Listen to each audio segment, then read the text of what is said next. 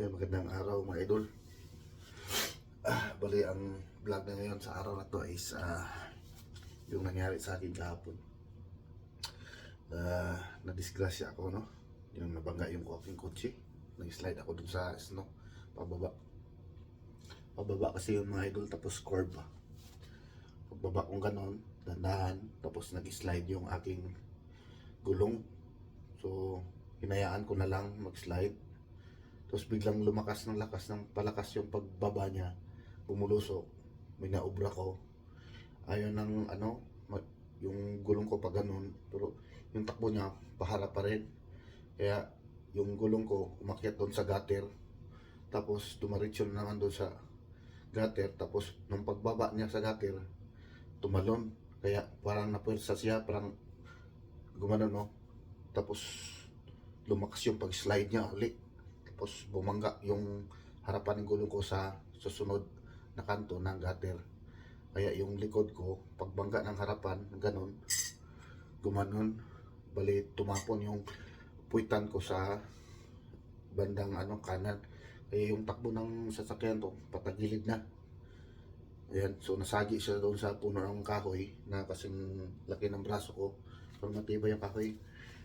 Kasi kung hindi siya nasagi doon, papalo ako doon sa fire hydrant, yung bakal. Ngayon, ang problema ko ngayon mga idol, wala na yung kotse ko. Hindi na mandar. Bali, na-write off na yon. Kasi pumutok na yung dalawang niya. Pumutok na yung kanyang dalawang airbag. Nag-deploy na. So, sabi nung taga-insurance na tumawag ako kahapon, kailangan nilang i-dispatch yung hindi nila kayang i-repair yun kasi gagastos sila ng mahal pag i-repair pa nila. Kaya pero magpo-provide pa rin sila sa akin ng sasakyan after magantay lang ako ng after to 4 to 5 weeks. So more than a month din yan, almost a month. At ang problema ngayon, wala silang maibigay sa akin na kotse na pansamantalang driving ko, gagamitin ko sa trabaho. Kasi doon sa kinuha namin na insurance, hindi siya kasama doon sa pinilaban ko na yung rental for in case ba emergency. Hindi ko naman nasana ganun mangyari kasi ilang taon na rin ako dito na nagmamaneho ng ganyan na snow pro. Kahit yung sa daanan na yun, ilang beses na rin akong dumaan doon na may snow, pero ngayon lang to nangyari. And pagkatapos nung nangyari yun sa akin pala, may sumunod din na ganun din ang nangyari. Ang truck, no? Malaki. Maganda pa nga yung gulong niya eh. Sabi nga niya, nung pagkababa niya, sumampa rin siya doon sa gutter. Sa pangalawang gutter, pumalo rin siya. Kaya lang, sumabit na yung dalawang, ang niya, yung dalawang front, yung wheel niya sa front at saka yung sa back, sumabit doon sa gutter. Kaya hindi siya tumalbog, at hindi tumalbog na tulad sa akin na tumalbog na napunta doon sa yun nga sabi niya kahit kuan daw, naka-winter tire siya, hindi pa rin kumapit yung kanyang gulong. And then after that, meron na namang isang kotse rin, ganun din ang nangyari. Kaya lang medyo mahina-ina na yung impact niya kasi yung daanan medyo na-script na dalawang kotse na yung sumatsat so medyo na-script na yung snow. So medyo sa isang gutter lang siya umakyat yan. So yung dalawa yun na-manage nila. And then may pangatlo, ganun din, naano lang siya, kaya lang hindi na siya umakyat sa gutter. Yung gulong lang niya gumili dun sa gutter, naano rin siya, na-slide din siya. So, pagkatapos nung dumating na yung police. Ngayon, ang plano ngayon mga idol ay ewan ko kung, kasi nakita ko ngayon wala pang naglilinis ng ng daanan. Dapat may maglinis ng daanan yan yun ang problema dito sa lugar namin. Bukid kasi ito mga idol. At na-priority kasi nila na linisan ng daanan nung doon sa sentro, sa city. So mamaya susubukan namin mamaya na titingnan kung malinis may daanan pababa. Pagka hindi na kami tutuloy siguro sa punta ng simbahan. Anyway, ang plano is yun, maghahanap kami ng kotse na yung kotse na sikanhan na yung mura lang na mura para magamit ko lang sa sa trabaho ko. Kasi may kotse naman isa, kaya lang ginagamit din ni Mrs. na sa trabaho niya. Kaya lang, pagka yan lang gagamitan na yung isa, medyo magkukonflict kasi sa schedule namin sa aming asawa sa trabaho, kaya mahirap. Magre-request ako doon sa opisina kung pwede na akong i-transfer ng ibang trabaho sa ibang schedule. Kasi pag umaga muna ako, ang inano ko naman ngayon, kung maakubahan yan, ay iniisip ko naman yung kabila. Kasi by next week, sa next week pala, magkakaroon ako ng job interview. Ay hindi, tapos na pala yung job interview ko, mga idol. Magkakaroon ako ng orientation. Orientation na siya. Kasi para pagkatapos ng orientation, pwede na lang ako bigyan ng schedule para magtrabaho. Yun din. So, sa ibang yun sa ibang city yun pupunta doon. Yung regular na trabaho ko, pupunta dito. So, medyo conflict din siya.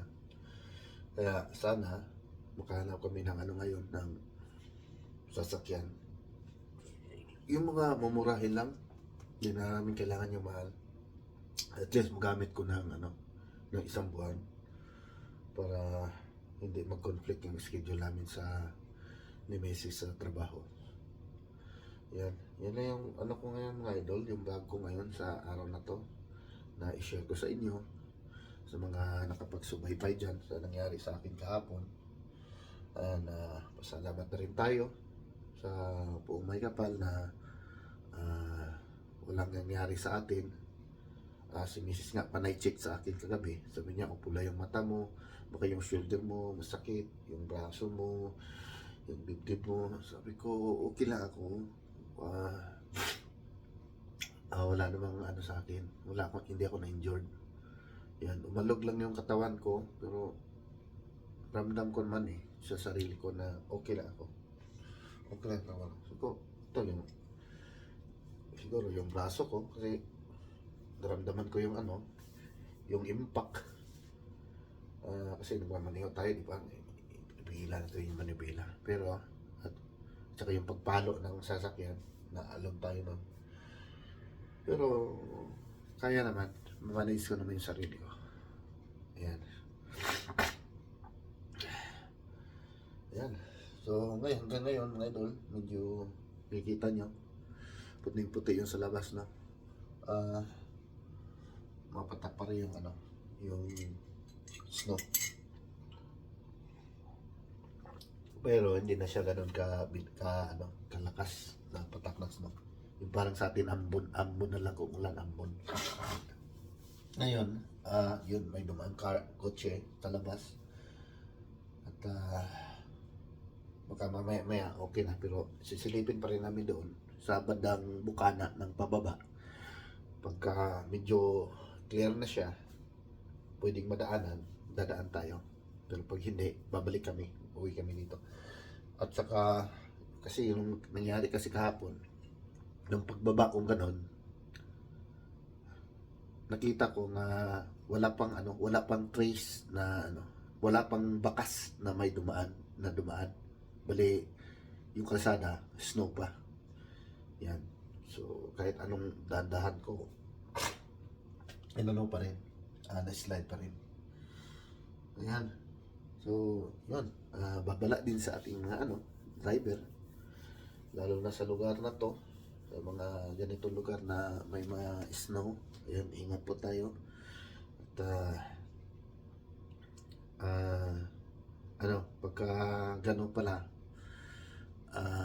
nakita natin na sa malayo pa na yung daanan na pababa, tapos gano'n yung baba no? Ganun yung ko, gano'n ang baba niya, ganyan, pababa. So Oh, kita yung level ko. Hindi ganyan. Kundi ganyan.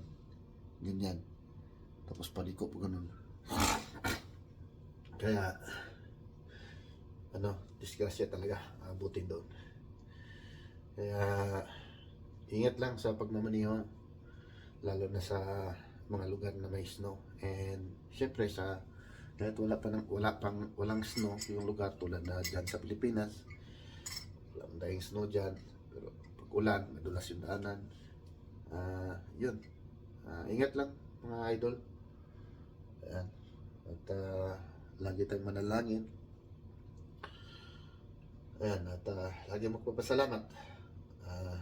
Kahit pa man sa mga ganitong sitwasyon, ay papasalamat pa rin ba tayo sa Panginoon, kasi hindi natin alam kung anong plan niya sa buhay natin. So antayin na natin, tanong tayo, Lord, ano ba plano mo sa buhay namin, bakit mo to nagawa? So antay lang namin kung anong plano mo, Lord.